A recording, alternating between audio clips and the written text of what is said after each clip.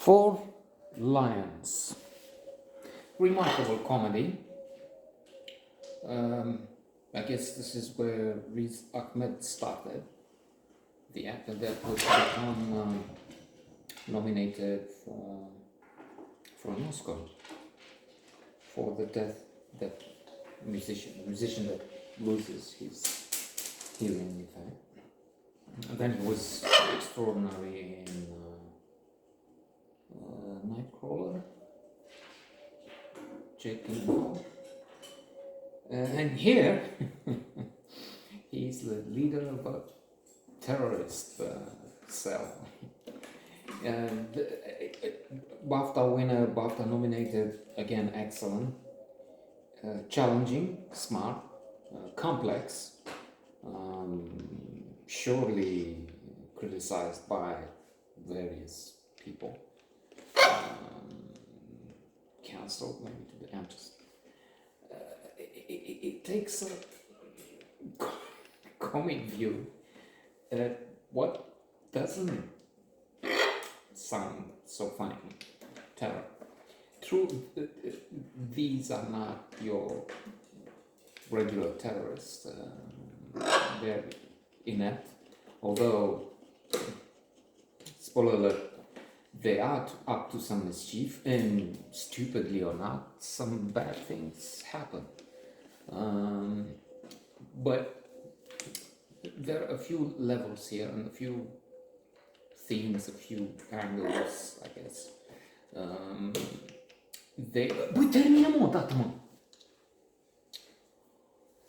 Speaking of terrorists,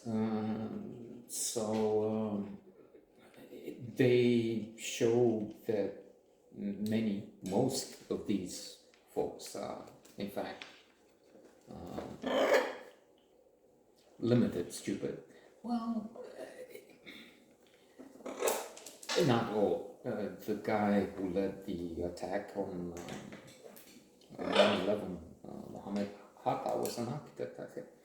But still, even there, in what book was that?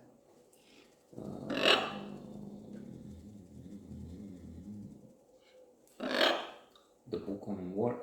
Anyway, I've read recently a few books, one of which has this look inside the mind of those people, the situations that, for instance,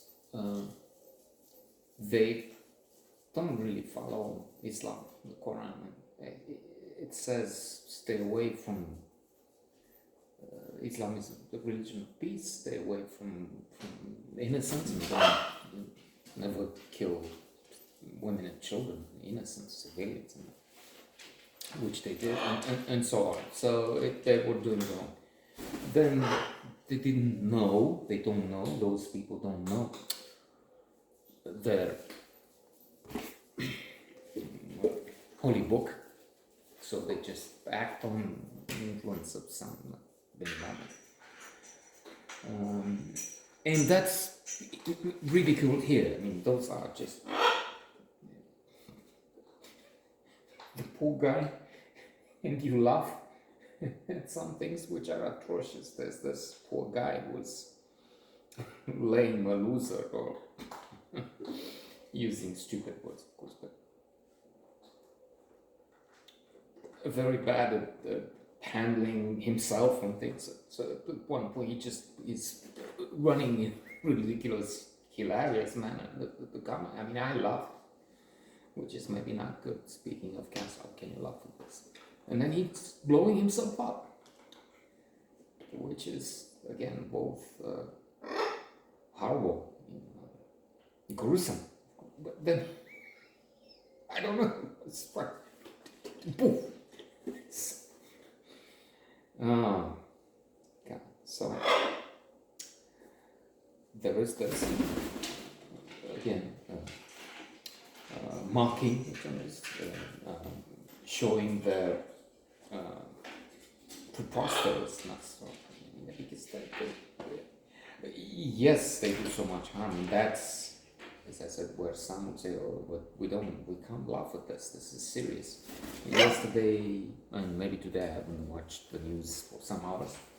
Looked at it for latest, which is, by the way, what we need to do. I mean, we have to be aware. We have to. I learned the other day that the Russian drone pieces of Russian fell in this country. So you need to be, maybe being so detached. Yes, Nirvana, Zen, a state where you don't need anything anymore. You're above things. You're just floating. That sounds splendid. Let's try and do it. But as I was saying, if a war starts, you need to know about it. There is that. But yesterday,